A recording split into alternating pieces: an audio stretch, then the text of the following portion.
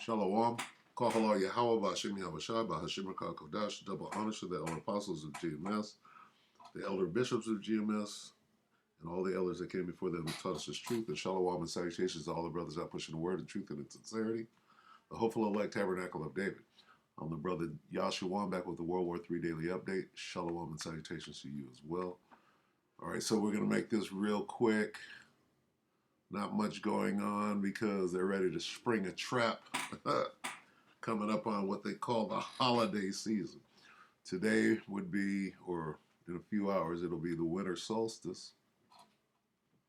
And I saw a bit of news the other day that said the ground isn't quite cold enough in Eastern Europe to freeze, which is why Russia hasn't started their great offensive yet. So, not sure how much validity there is in that, but I did hear that. So anyway, what are we seeing right now today? This is Joel 3, and let's go to 10, all right? Beat your plowshares into swords and your pruning hooks into spears. Let the weak say, I am strong. What does this mean? All right, these are gardening tools, plowshares and pruning hooks.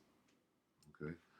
Now it says, basically it's saying melt down, all right, your gardening tools, melt the metals down and repurpose them, okay, into weapons of war, all right?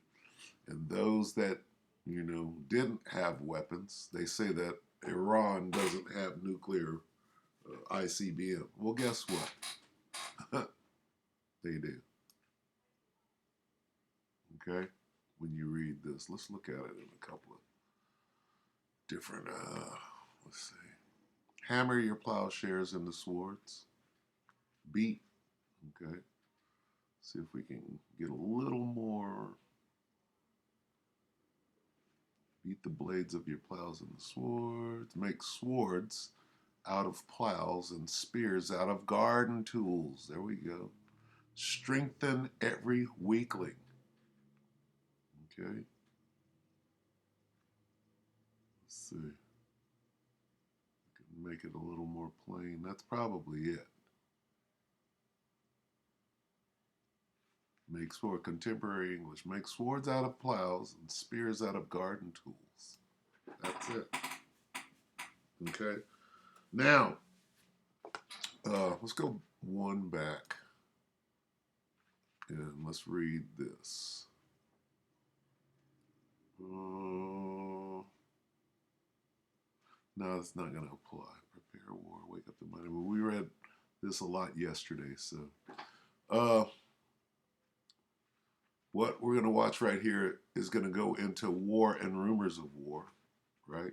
And those weapons of war, if you will, all right? Because what is a F-18? That's like a missile or a sword, or it's a weapon of war is what it is. A war chariot, all right? A flying war chariot.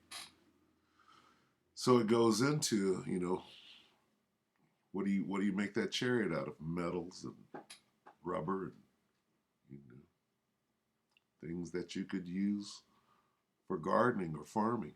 All right, so let's listen to this. This is Popular Preparedness as war tensions at Cold War highs. I don't know what that means. Projecting weakness. Okay, now projecting weakness. This is what does it mean to project weakness? Okay, well, that might be a war strategy, if you will. Okay, Sun Tzu, The Art of War, right?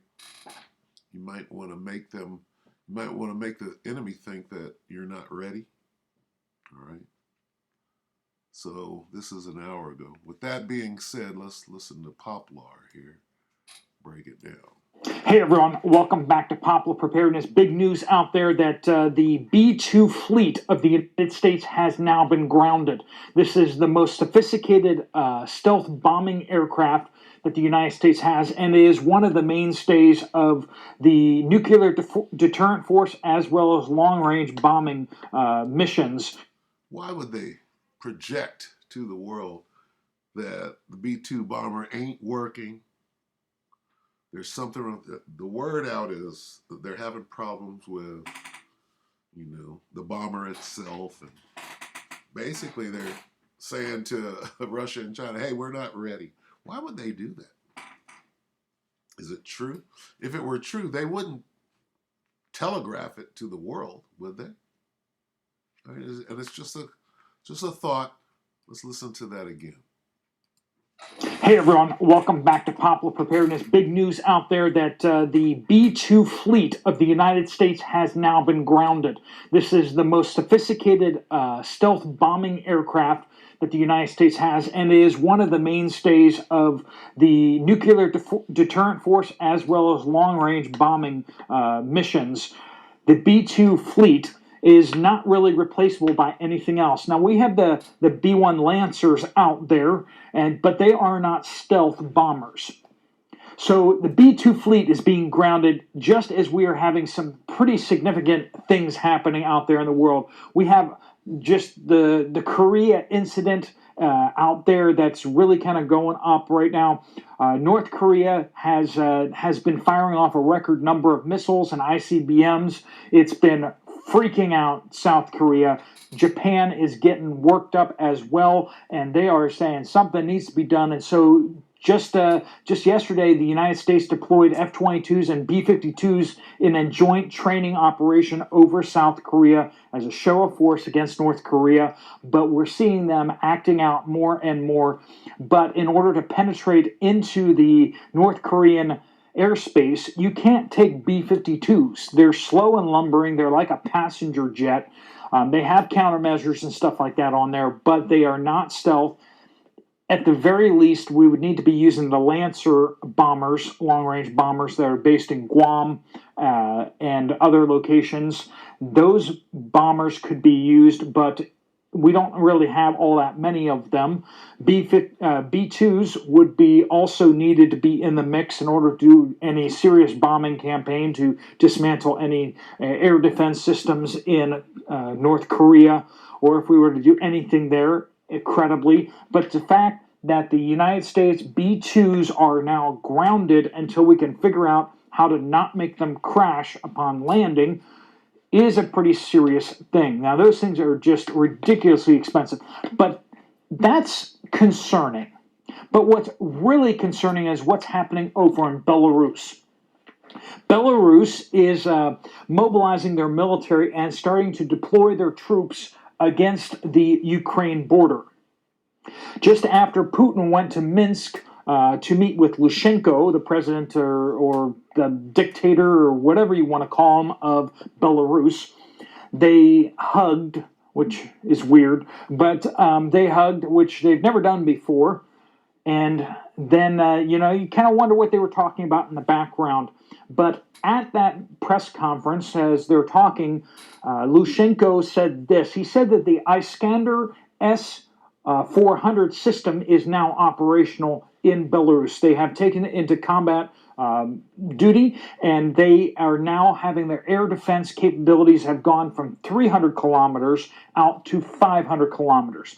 That means that they basically can shoot down aircraft over Warsaw. They can shoot down aircraft all over the entire Lithuania and the whole of Latvia. Let the weak say I am strong. And generally speaking, over the north of all of Ukraine. So, is that concerning? It is absolutely concerning. The fact that they can target air shipments, anyone flying into and out of Kiev can be targeted. That is a very serious provocation. Now, the United States very much frowns upon the export of these S-400 systems, which is the most advanced air defense systems basically in the world. they're even more advanced than the United States air defense systems. And I know some people are going to be like, that's not true, but it is. It just is. While we spent trillions of dollars, basically, or hundreds of billions of dollars, developing the most advanced aircraft in the world, Russia went a different route. They just developed the most advanced missile systems in the world to shoot down the most advanced aircraft in the world, which is a defensive kind of thing, whereas the United States has very much been building offensive weapons. But you can just kind of determine for yourself what that means. Anyway, so Russia has the most advanced air defense systems, and they've been very reluctant at deploying the S-400s in other countries. They need them to protect the motherland, and also they don't want the secrets of what it can do and the capabilities getting out there. But Belarus, being as tight of an ally and or puppet state, as you will, that Putin has deployed S-400 there, and they've been bringing it on operationally. Now, that does threaten a lot of the supply lines and supply chain of Ukraine and the European Union and Poland, of course. So this is a very serious escalation. So at this time, the United States is saying our most potent bombers that can actually hope to penetrate some sort of air defense systems and deal with air defense systems, we're going to ground them because we can't figure out how to land our aircraft. That is not what we want to be communicating to the world. And we need to get this figured out and get those bombers back up in the air for whenever they are needed, because things are getting hot over in Europe as well as Korea. And we have China just sitting there smiling. Yes, Winnie the Pooh is just smiling at us. And what is he up to? That is the question. When you hear and you can see the lion, it is not nearly as dangerous as when you can't see the lion and you don't know what the lion is up to, because that's the moment it's ready to pounce on you. All right, folks, thanks so much for watching. If you found this video useful, helpful, you might want to check out this other video right here. All right, so there's Poplar. I believe that's his name. And pretty informative, I have to say, you know. And current, current. Let's see. Let's go back. We'll just read this. As you can see, when they went into Belarus and all of that, that falls right into what? Joel 3 and 9, proclaim ye this among the Gentiles, prepare war. Are they not preparing a war? We're getting our defenses up. We're getting our missiles. We're on a war-type footing. We've mobilized the entire country. We're calling up the reserves. Wake up the mighty men. We're calling up the reserves. Let all the men of war draw near. Let them come up. We're watching this, right? And what's the eventuality? Let's get it on the way out. And we do this every day. This is nothing new. Slovakia. Let's see. Every day as it gets closer. It's just a little wake up warning. All right. The second woe. Revelation 11 and 14. The second woe is past and be quickly. Woe. All right. Woe, woe, woe. Let's go to woe, woe, woe. Whoa, whoa, whoa, whoa. Whoa. Is that four woe? Whoa, whoa, whoa, whoa. All right. Revelation 8 and 13. And I beheld and heard an angel fly through the midst of heaven, saying with a loud voice, woe, woe, woe. It didn't say woe, woe, woe, woe. That's four woes. It said three woes. World War I, World War II, and World War III. That's at the end of 8. Let's go to 9. And right here, from here to here, it's a lot. From here to here is World War. That's describing World War I, right? And then here it says One woe, World War One, is past. There it is right there. Okay? And behold, there come two woes more hereafter. Get it?